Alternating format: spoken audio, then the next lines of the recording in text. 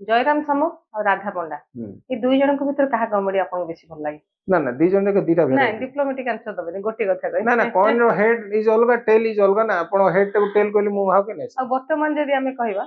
वर्तमान कथा छाड़ो उत्तम महांती कथा कहंतु विजय महांती उत्तम महांती निदास श्रीराम पंडा श्रीराम पंडा बहुत पुराना है जो हां तो चारि जन भितर आपको जदी कोआ जीव मन पसंद हीरो आपण कहा कहबे मन पसंद रो हीरो तो समस्ते उत्तम भाई नाटा ही बाहर कारण कारण मु उत्तम भाई संगे जेतोले नवम रे पढुथिली सेतोले बाबा डायरेक्शन दोथिले भक्त संग उत्तम भाई के आसंदी घर टिके उत्तम भाई बरमुंडा रे मु रहिली उत्तम भाई रहिले बाबूसान जन्म भी सेठी तेणु फ्रेंडली येटा बहुत बेसी माने घर को जिबा आसीबा देन आसीबे होची विजय सर देन विजय सर सी तो माने सुपरस्टार कोनी से सब प्रकार रोल करन हीरो भी करन भाई भी करन आपण स्टारिज्म को देखले हिमाचल श्रेष्ठ आउ मीर भाई इज वेरी कॉमन देन तुमको जमा लागियो जे is an artist senior so friendly Shriram भाई संगे हम एतटा मिसिनो खाली बहुत आगुर थिले से हां धरित्री फर्स्ट फिल्म माने बहुत पुराना आमे माने एंट्री कलर सी जीवक वाले आफ्टर कुरुक्षेत्र पंचु पांडव पर तो से करी ना से पळेले मुंगेर पळेले बसंत भाईनागर जो पिलाटा बिगड़ी गला से कैरेक्टर टा क्रिटिकल थिला काइना साइड कैरेक्टर टारे पप्पू थिला पप्पू जी लंबास्ट कॉमेडी करे लंबास्ट कॉमेडी माने के प्रोफाइल बड़ो ता लुक्स गेटअप्स भी अधिका तो एज इट इज भी Pappu on screen is very popular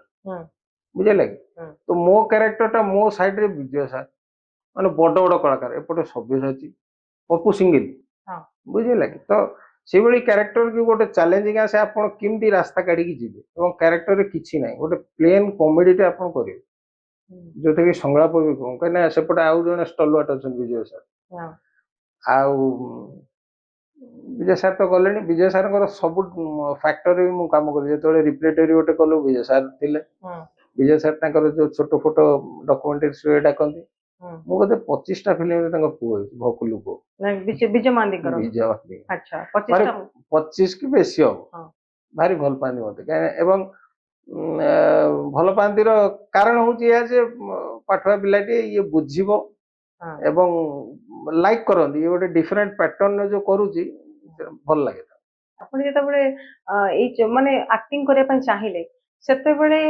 आपण चलचित्र सब कले गोटे पर गोटे कले प्राय आपण मते 1987 मसिया रो स्टार्ट करथले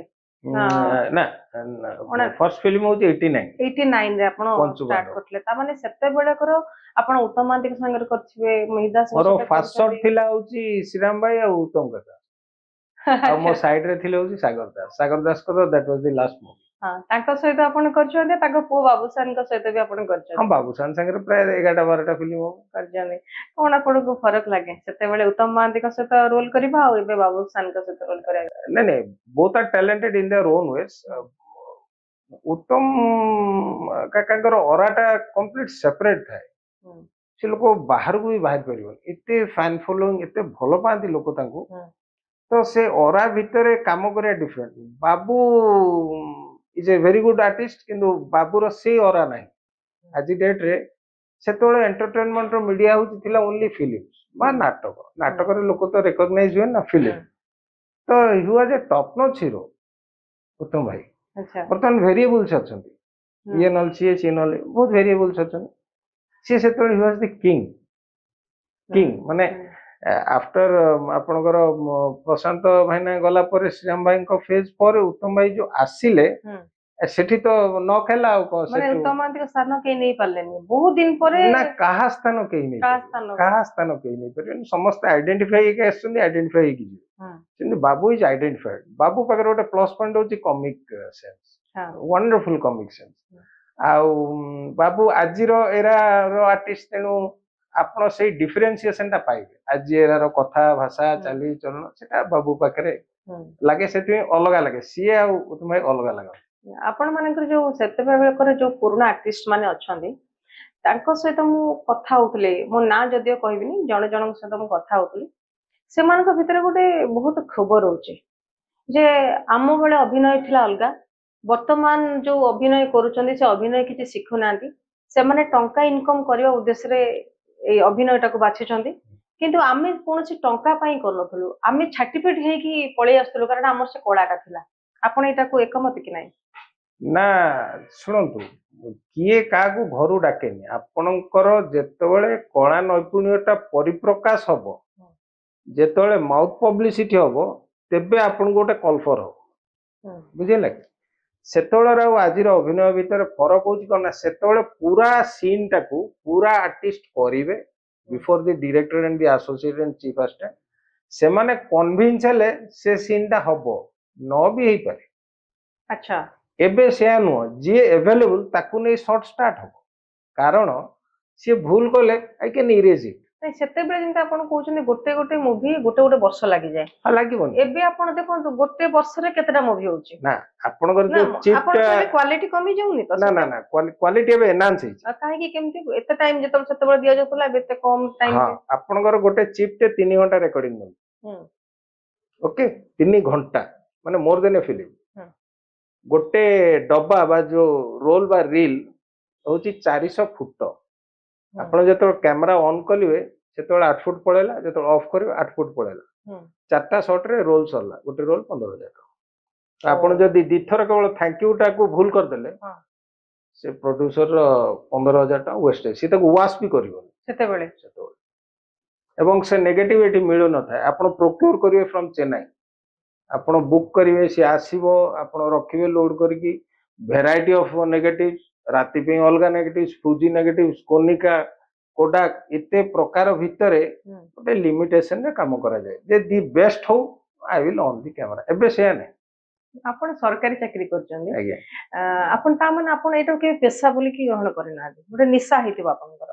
ଅବଭିୟସଲି ପଚାରିଲେ ବି ତ ସେୟା କହିବି ନିଶା ମାନେ ଆପଣଙ୍କର 3 ପୁରୁଷ ଆପଣ ସେଦିନ କହୁଥିଲେ ମତେ 3 ପିଢି ଆପଣଙ୍କର ଅଭିନୟରେ ଅଛନ୍ତି ନା ଅଭିନୟଟା କୋଉଠି ନା କୋଉଠି ଅଛି ତାପରେ ଏଇ ଯୋଉ କଳାକାର ଯୋଉମାନେ ଜନ୍ମ ହୁଅନ୍ତିନି ପୃଥିବୀ ପୃଷ୍ଠରେ ଏମାନେ ସେଇ ଗନ୍ଧର୍ବ କାଟାଗୋରୀ ଏମାନେ ସମସ୍ତେ ଆଇଡେଣ୍ଟିଫାଇଡ ଆଉ ଡିଫରେନ୍ସିଏଟେଡ ଆପଣ ଯାହାକୁ ବି ପିକ୍ କର ଏମାନେ ଲୋନର୍ସ ଏମାନେ ଏକୁଟିଆ ରହିବାକୁ ଚାହାନ୍ତି ଆଙ୍କର ମାନେ ଏନଭାୟରମେଣ୍ଟର ପରିସର ଅଲଗା ଆଙ୍କର କଥା କହିବା ଶୈଳୀ ଅଲଗା ବୋଲି ତ ଆର୍ଟିଷ୍ଟ ଏମାନଙ୍କର ସବୁଥିରେ ଅଲଗା ମାନେ ପୋଷାକରେ ଅଲଗା କଥା କହିବାରେ ଅଲଗା ତାଙ୍କର ହେୟାର ଷ୍ଟାଇଲ ଅଲଗା ସବୁ ଅଲଗା ସେ ଅଲଗାଟା ର ଗୋଟେ କାମ ଡିଫାଇନ ହେଇକି ସେ ଉପରୁ ଆସିଥାଏ ସେ ଡିଫାଇନ ହେଇଗଲେ ସେ ପଳେଇବ ସେତେବେଳେ ଆପଣ ଯଦି ଦେଖିବେ ଅଜିତ ଦାସ ବି ସର୍ଭିସ କରୁଥିଲେ ପ୍ରଶାନ୍ତ ନନ୍ଦ କରୁଥିଲେ ନାଇଁ ପ୍ରଶାନ୍ତ ନନ୍ଦ ବିଜୟ ସାର୍ କରୁଥିଲେ ବିଜୟ ମହାନ୍ତି କରୁଥିଲେ ଆପଣ କରୁଥିଲେ କିନ୍ତୁ ନା ମୋଠୁ ସେମାନେ ବହୁତ ସିନିୟର ତାପରେ ଯେତେବେଳେ ଆପଣ କଲେ ଆପଣଙ୍କ ସେତେବେଳେ କିଛି ଅସୁବିଧା ହେଇନି ଯେ ସରକାରୀ ଚାକିରି କରିବା ପୁଣି ଅଭିନୟ କରିବା ଟାଇମ ଟେବୁଲରେ କେତେବେଳେ ଆସିବେ ଆପଣଙ୍କ ଉପର ଅଫିସର ହୁଏ ତ ଆପଣଙ୍କୁ ମନା କରୁଥିବ ଯେ ନାଇଁ ସୁଟିଂ ନା ଆପଣଙ୍କର କ୍ରେଡେନ୍ସିଆଲ୍ସ ଟା ଦେଖିଲେ ଅଫିସର ତ ଡିପାର୍ଟମେଣ୍ଟ ଖୁସି ହୁଏ ଯେ ଆମ ଡିପାର୍ଟମେଣ୍ଟରେ ହୁଏ ନା ଆଚ୍ଛା ସେଟା ହଉଛି ଗୋଟେ ରହେ ଆଉ ଯିଏ ଫାଙ୍କା ଆୱାଜ କରିକି ଯାଏ ବଟ୍ ଡୁଇଂ ନଥିଙ୍ଗ ସିଏ ତ ଧରା ପଡିବ